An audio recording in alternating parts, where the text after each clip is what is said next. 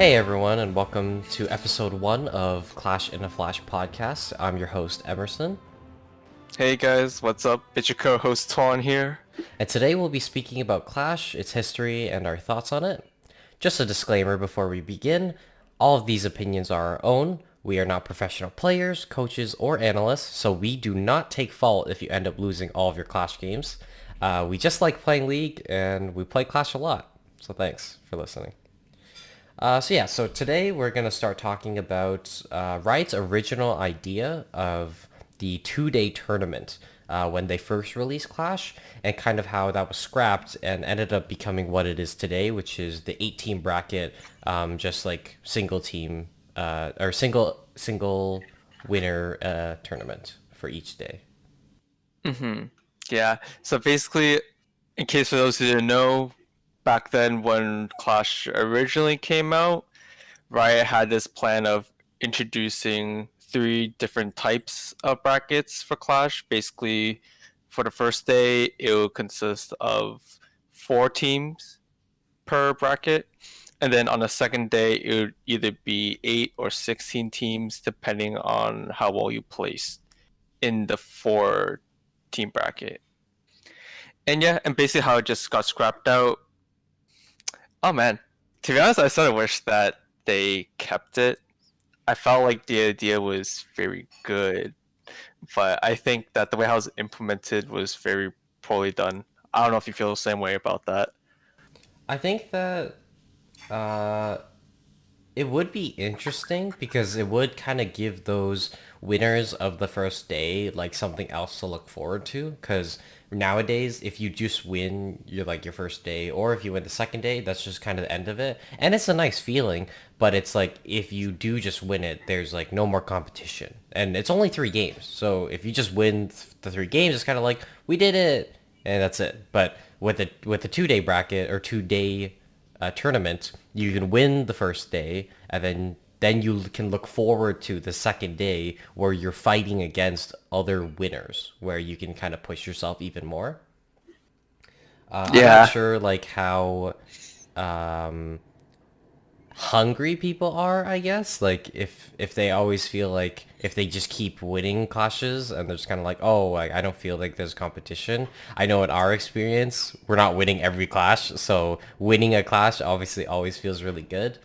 Um, but yeah, I think that if they change the implementation a bit, it is doable. But I think what they have right now is fine. Yeah, I think it's okay. yeah, no, like I definitely agree. I like the current system too, only because I think it's better for the people who don't have the full weekend off to participate in both tournaments. Like, say for example, if your full team was ready to play on Saturday, but also on Sunday, like two of your teammates couldn't do it that day because of outside activities that to attend to. So then it's like sort of feels bad because the other like 3 players might want to compete, but then because they lost two of their members, they can't do the Sunday term anymore. So it's just a little feels bad.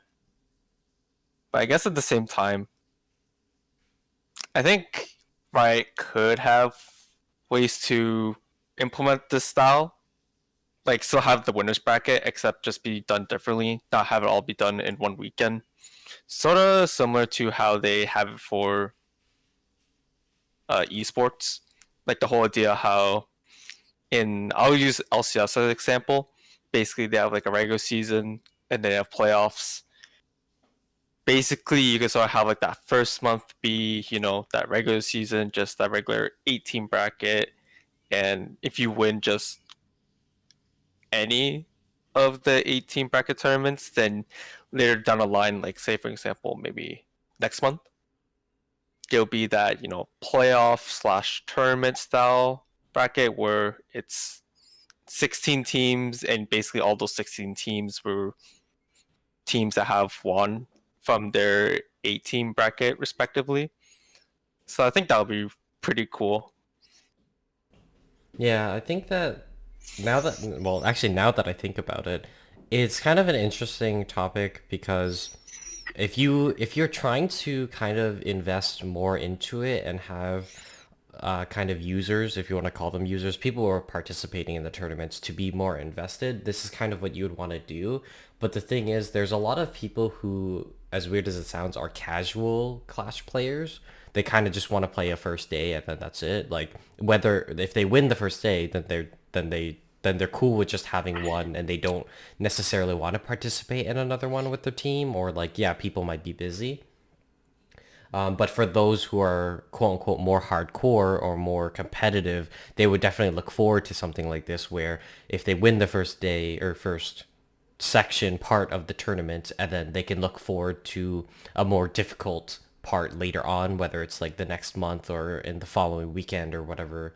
That would be interesting. It's that line of the quote unquote casual Clash player experience and then the more competitive Clash player experience. But Clash in itself is supposed to be competitive because it's not solo queue, it's not even flex, it's supposed to be five-man pre-mates fighting against other five-man pre-mates, and they add a whole like scouting phase to it as well, and then they have draft bans as well, similar to competitive League of Legends. Yeah, definitely agree. And I guess another thing that they could implement too, I guess is more of like wishful thinking, but at least in the future, I think it'd be cool if I implemented some sort of like flex queue type, except of it being flex queue be like labeled, I don't know, like class scrims, where basically you can have like mock band phases or practice band phases rather, sorry, and then you can hop into game. You'll be fighting against other five-man pre-mates, which is really cool. And basically, yeah, I feel like it would be very beneficial for Riot if they implement a like scrim queue type thing where you can get like viable practice and not like basically you sort of have to queue up as five and play against like maybe a team that isn't even five-man pre-made. Guess just more for like higher quality practice overall, essentially. Yeah, like that makes a lot of sense.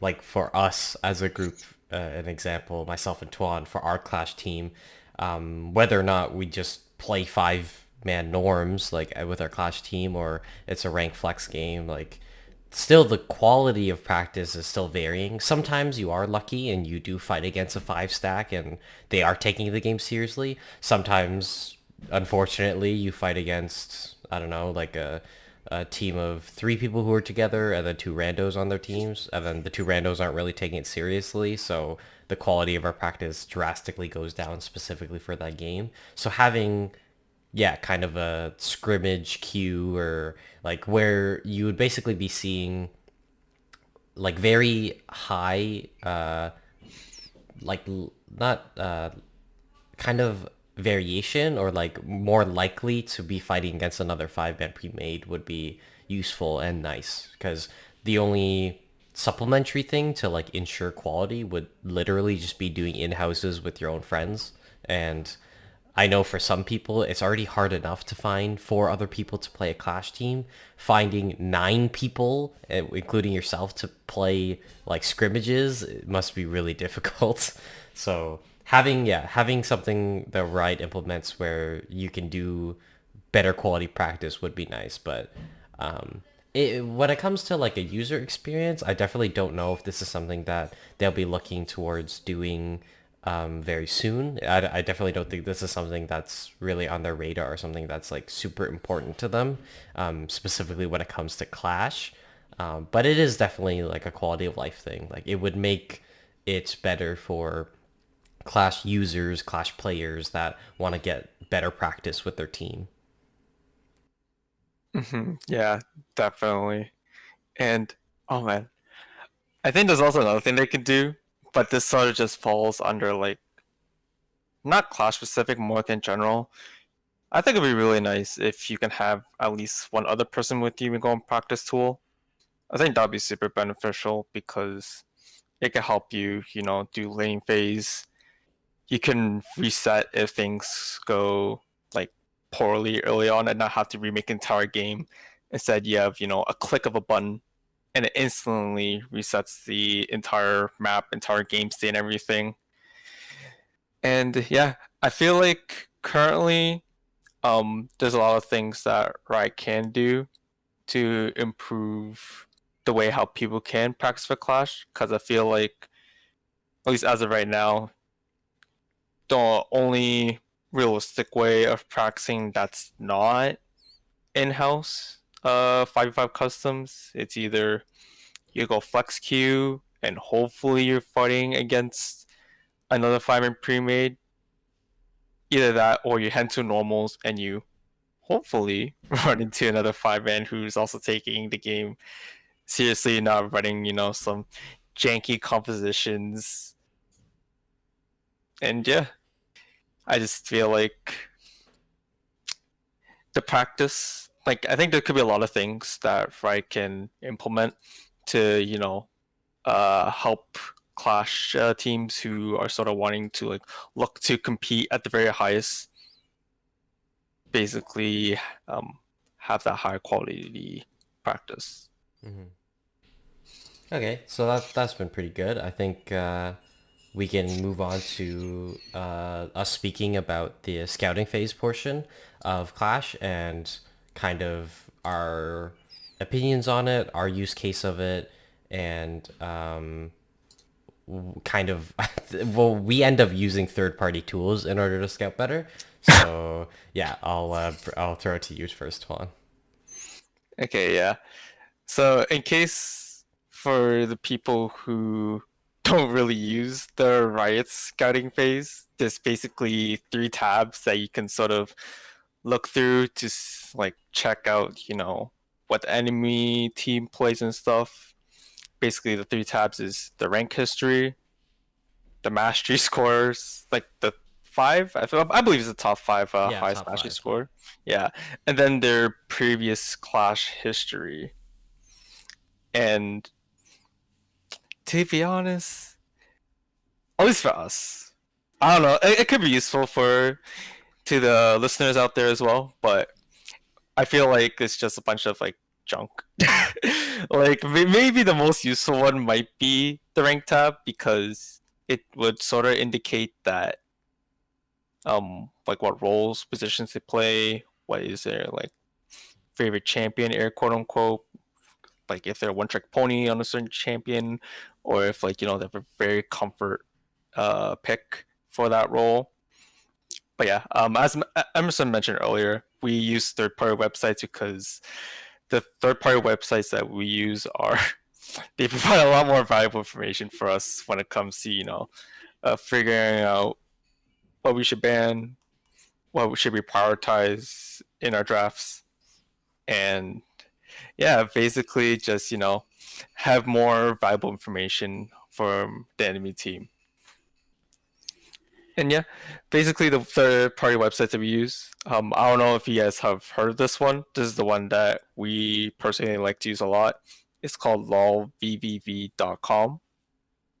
And basically, if you go on the website, if you have a Clash team already set up, you can type your summoner name and it'll pop up like a team analysis. Just a quick disclaimer, you will have to be in a like Clash team first before you can use this website. You cannot search up your own stats. This website does require you to be in a 5-man pre-made team because that way they can load up all five of you guys and you guys can all, you know, check out your own stats. You can see, which champion that you tend to play the most in Clash and stuff. And a really cool implementation that they added as well is that they give recommended bans. So basically, when you load up your team, you'll see what the website suggests and enemy teams to ban from you, and then vice versa, where if you search up the enemy team, they'll give basically all the stats for them as well. They would recommend bans as well for you to take into consideration. And I think like stuff like that is a really cool feature that I think Riot can definitely implement in their own scouting phase. I don't know if you see it the same way, Emerson. Yeah, I definitely think that when it comes to us, after we found the LoLVV website, that was something that we've been using extensively. We almost always, if not always, search up like someone on the enemy team when we're in the scouting phase on that website in order to get a more in-depth look on basically what threats the opponents have. And I think that Riot definitely can kind of use or like maybe even contact these people who've created this website to try to implement those kind of stats and information into the law client. I definitely think that if I try to look at this from the Riot's perspective, like this is a lot of information to kind of convey into a client. So maybe that's why they've kind of like summarized or only supplemented certain like information into when they do scouting phase. So this more in-depth information that we're getting from this website is a bit more complex maybe. It would be a lot harder to implement maybe, or just they don't really have the time to or want to. It is kind of a feels bad though that you have to supposedly, if you are competitive, you have to go outside of the league client in order to search up your opponents. But I guess it's kind of like it's up to user discretion. If you quote unquote are try hard or you want to know more about your opponents, you can do this. You don't have to. The information that they supply is okay. I wouldn't necessarily say that I would be confident in going into an actual draft phase with just the information that Riot gives us. But once again, as always, like for the casual Clash player experience, I think this is fine for them.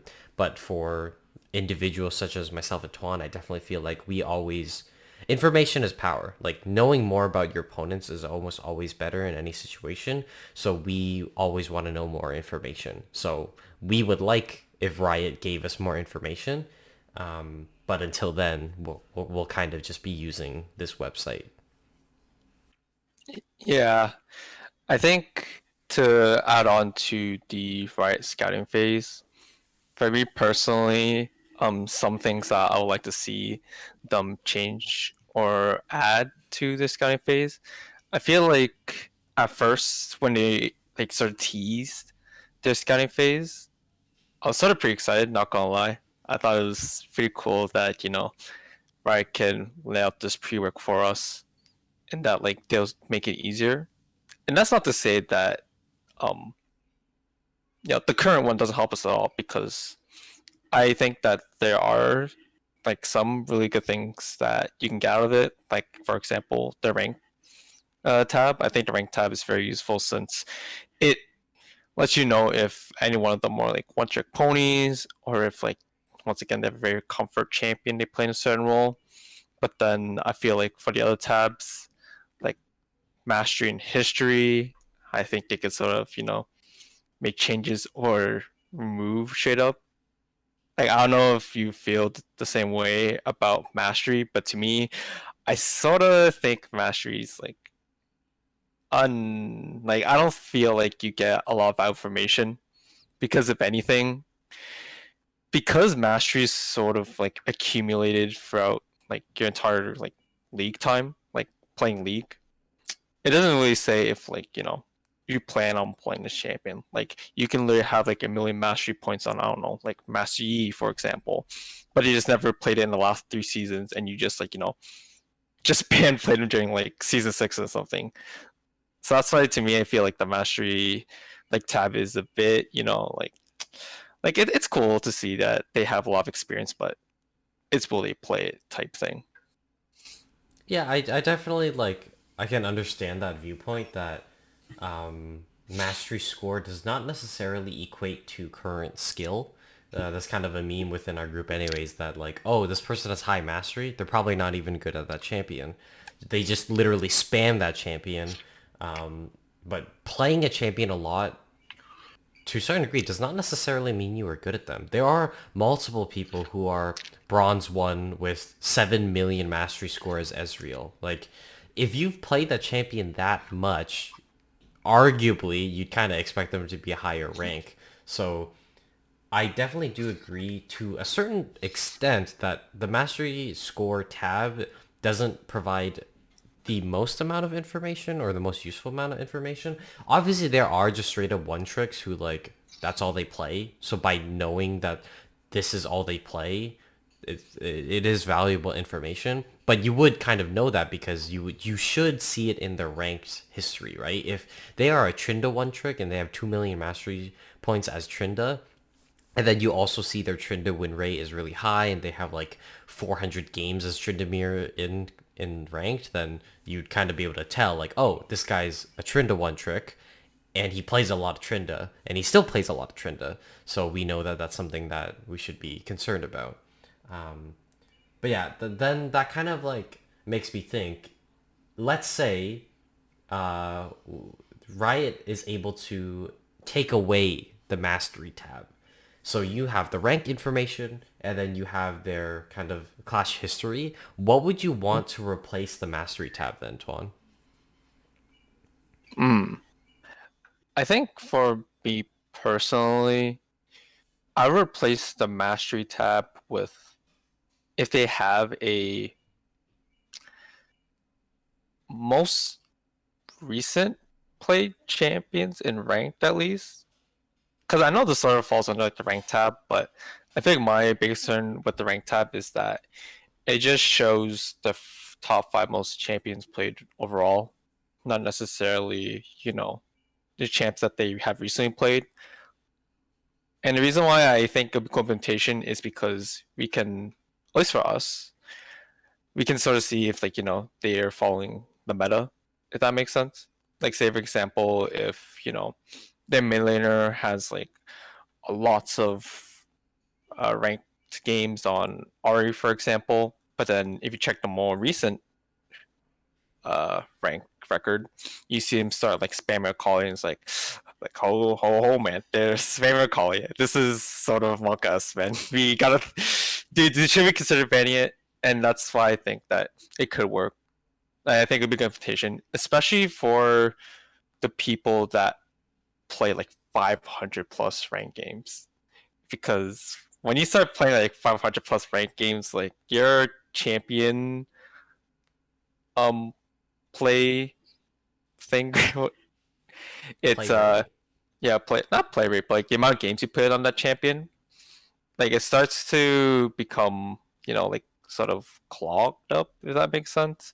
Basically, there's just so many champions that have like very similar amount of game played, and it's like do you really know like what they're doing?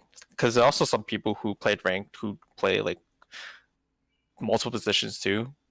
Like for example, myself, when I play ranked, I play jungle support a lot, and if you check my rank stats, it would sort of bounce between support and junglers. So it's like you wouldn't really know if I would be playing jungle or support for Clash. And basically, I think that would be something that I would consider. I think it'd also be nice if they could like state who's playing what role.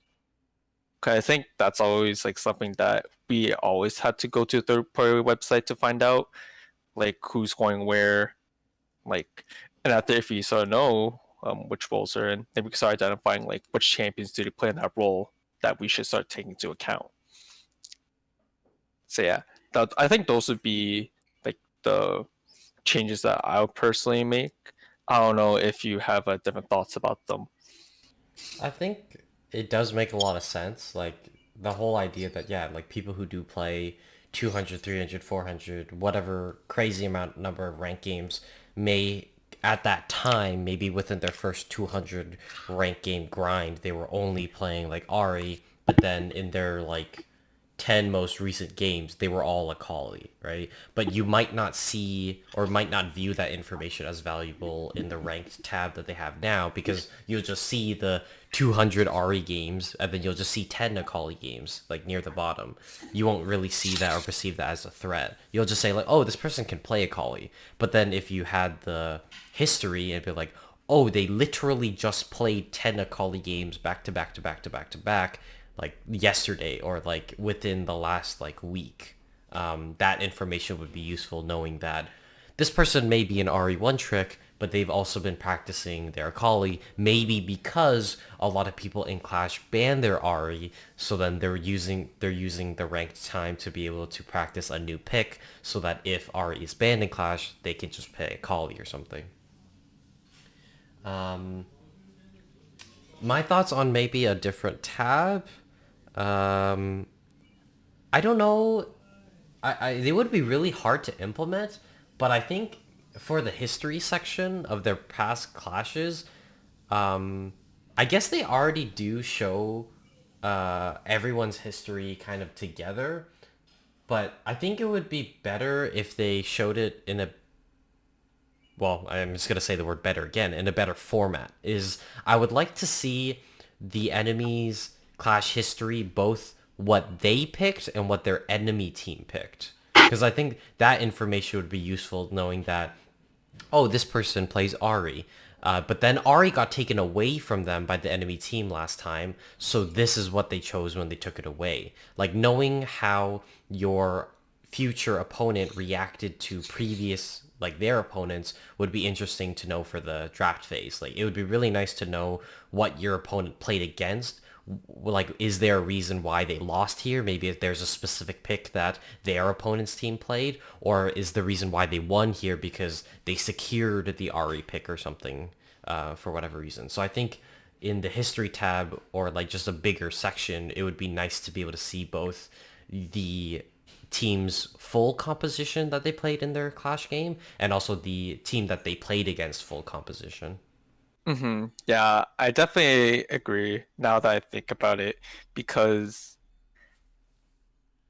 yeah, like for going back to example where if we saw that, the Ari got banned, like if they did get banned, you can see sort of like what they lean to as a backup pick, or in case of, say they actually didn't ban at all, but then as a team they still picked another champion. That could sort of tell you if, the guy is not like a one trick and that he does have other champions play and that he is willing to pick other champions if it better benefits the team. So yeah, I agree. I feel like it would be really nice to see like how their draft went. Like so as like a separate tab thing. You could sort of see like what they picked, what the enemy team picked, what the bands were. Even there, like at least for us, we can then assess, like what did the enemy team view as like big threats for this team? What are, the backups if their comfort slash one trick champ got banned? I think that's also very valuable information that um you can get. And also, I think another thing they could add too, which I think could be really nice, is if they can add the dates for when these champs are picked. Because I think currently in the history tab, they just show you what the last 5 champs they played in Clash Royale overall. It doesn't say if it was whether or not, like 2 weeks, a month ago, or if it was like the last time played Clash was 6 months ago. You wouldn't know that because it would just literally be the top champion would be the most recent. We don't know how recent it was. So I think it'd be a really cool change, or a really cool quality of life change where they add the dates to when these Clash games were played. Because then I think that way it can provide more valuable information to us. Yeah, I definitely agree with that point. Like, that is something that's really overlooked, is for those who are not using LoL VVV, for example, that is the only history that they have of the Clash. And like, yeah, if they hadn't played Clash in 6 months, 6 months is a ton of patches. So a lot of stuff, a lot of balance changes might have happened during that time. So maybe currently, like, they play Akali a lot, but in their Clash history, like, they only played the Ari. So then it's like, oh, like that, but that was like 6 months ago. Like, does this person even play Ari anymore in general? That, yeah, it would be nice to have those dates.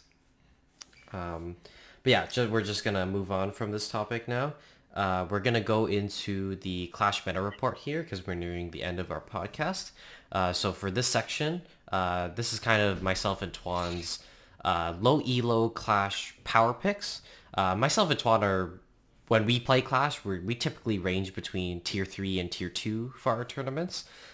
So we think that relatively speaking, this is low elo. Like Diamond, arguably and above, is what we would call high elo, and obviously we are not Diamond. So these picks is what we believe is strong for low elo Clash games where, quote unquote, people are not that skilled. So these picks are picks where even if you're bronze, for example, we still think would be a great addition to your team. So if you want to try it out, it would be a good shot. Hmm. So yeah, I guess let's just dive right into the power picks. So I think one of the like most OP champions to pick right now, like I think this is like regardless of which tier slash elo you're in, I think it will be a very strong pick overall is Malphite. To me, I think Malphite he's just very strong, very, very, very OP. Uh, he can basically go any lane. So for those who play Malphite top, did you know that he can also be played in the mid lane and the jungle role?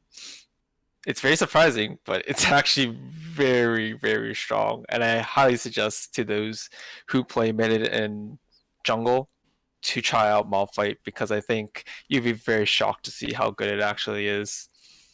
Yeah, to add on to that, speaking from my own experience as a mid laner, I've had a couple games playing Malphite, and in the mid lane, it's an interesting pick because by going full AP, you are to a certain degree an assassin, which feels very strange playing like Malphite as an assassin, but it's kind of busted because if you're playing against anyone that has no mobility, after maybe let's say your first item, you can just full combo them. Like you can ulti and then auto attack WEQ, and they're probably dead or they might have already died even before like you use all of your abilities. And I think one of the reasons why Malphite as a pick is so strong in low elo is because you essentially have one skill shot. You could arguably say his E is another skill shot, but if you land the knockup, you land the E because they're in the air. So I think as a pick, it's very good for low elo players. Whether like yeah, your skill is low, maybe your champion proficiency isn't the best because his kit is very simple, but it's also very hard to fight against because your ultimate ability is the only skill shot you have that you need to land, and the enemy team has to somehow react to the speed at which he is dashing. Because if they cannot, whether it's through Zanya's or flashing away during the Malphite ult animation, they're dead. Because within the time in which you knock them up as Malphite, if you're full AP, you can auto attack EQ and they're dead. So something like that has very little counterplay, and it is very difficult for people, I would arguably say, in low elo to react to. Just in case, if you do fight against a Malphite, something that I would recommend is to build a Banshees type item. If you're an AP mid laner, getting Banshees so that he has to somehow pop the Banshees first before ulting you straight up. Zanya's is a possible defensive item as well, but you have to react to the Malphite ult, and that may be difficult. And like yeah, if you're an assassin or an AD carry, Edge of Night, those kind of items are also really good. But yeah, as a in the mid laner perspective, I definitely think that he can be very strong. I think that also in low elo, people will have a hard time punishing him.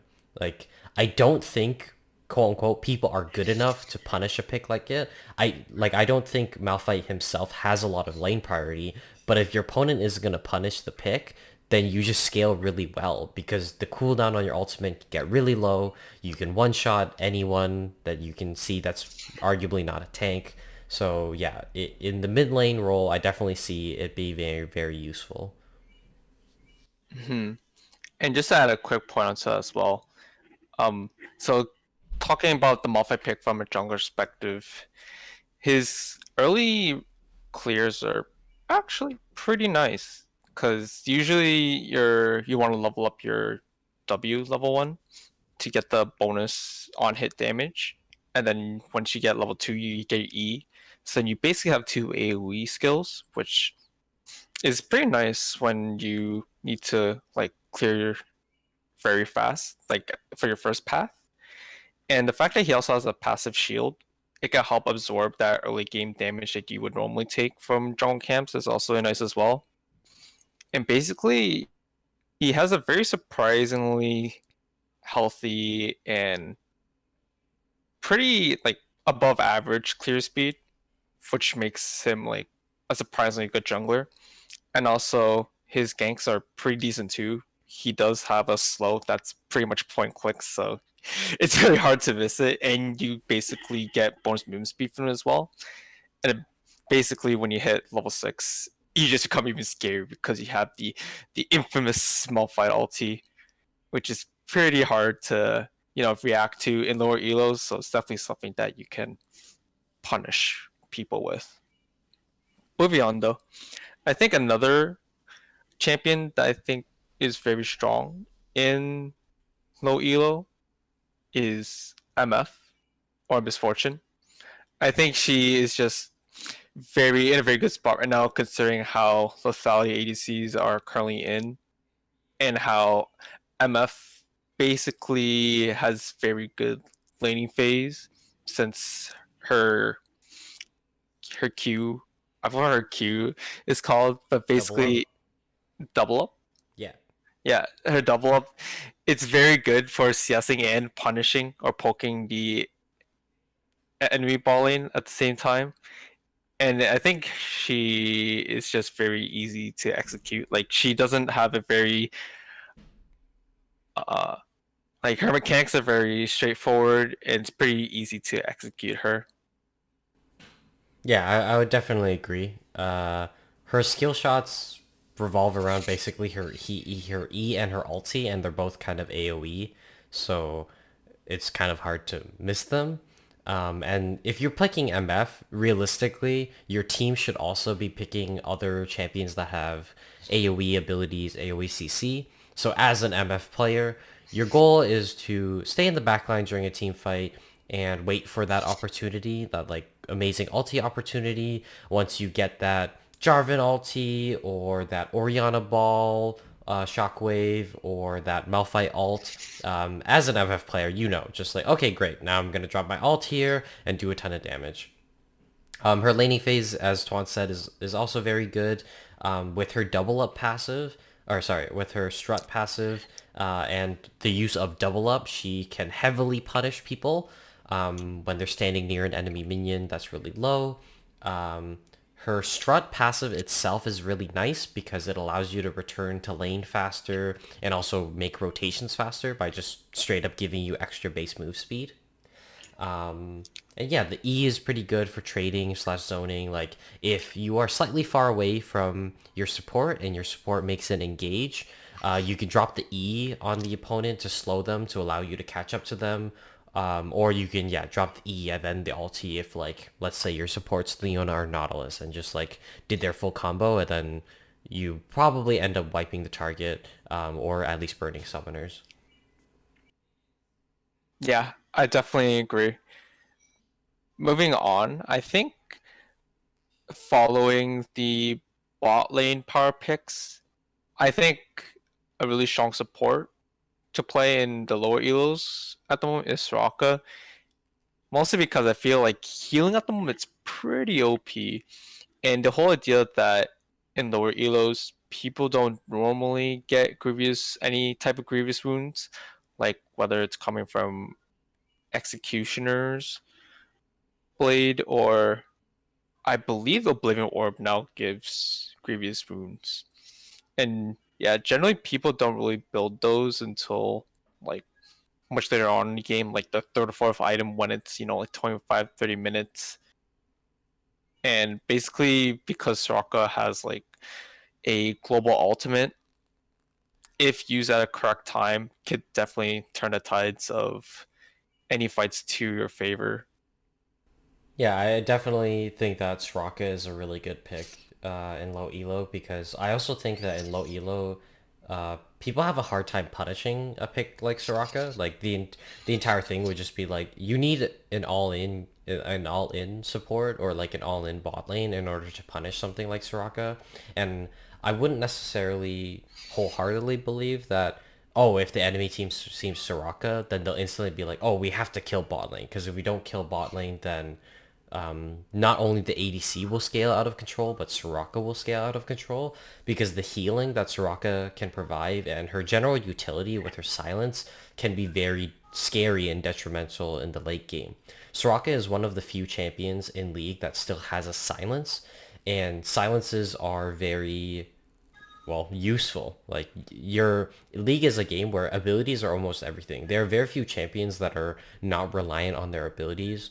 So being able to follow up as a Soraka or being able to help disengage someone using your silence is like so useful. Like let's say the Malphite ult happens, right? If you silence underneath the people who are knocked up as Soraka, those people can't flash out. Like even if they survive the Malphite ulti damage, like they're not getting out of there. And then there's the additional route after. And also, Soraka herself is very slippery. When her allies are low, she runs faster towards them. If she lands her Q on people, she also gains that extra bonus move speed. I definitely think, yeah, like in low elo, like the trade patterns are very easy. You Q and then you heal whichever target needs healing. Like it's very simple and it's not that difficult to execute. And then basically the last champ that we would suggest to all Clash players, more specific in low elo, can work in a higher elo too, would be Annie. I think Annie is just a very good, well-rounded champion. She could basically do anything you want.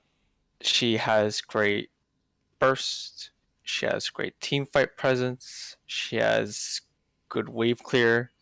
It's pretty easy to CS as Annie. Has a shield as well in case of she is against an assassin. The shield may be will be very useful. And yeah, and she also has CC too as well. So it helps her to create picks. So in case, for example, if you can't one shot anyone in any team, at least you could like surprise engage with, a flash Annie Tibbers slap onto them, and that'll gently start team fight. So yeah, I just think Annie is a very strong pick overall. Yeah, coming from a mid laner's perspective, I also agree she's really strong. Like, if you aren't, let's say, very good at CSing, yeah, her Q CSing is super easy.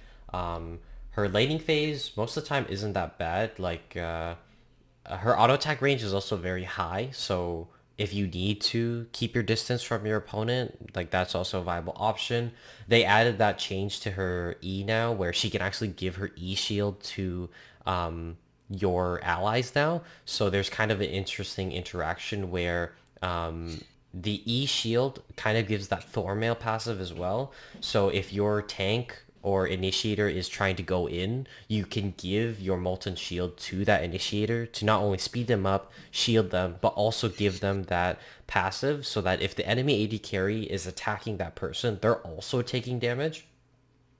And yeah, her ease of usability is so good. A lot of people think about the idea of like flash, like Tibbers or like flash W as any, but in low elo, if you are worried about missing your skill shots or if the person that you're fighting against has a lot of mobility, you can always just flash Q. Like if it's a single target you're just trying to take care of, you can flash Q. The Q is a point and click ability, so it's guaranteed to hit them.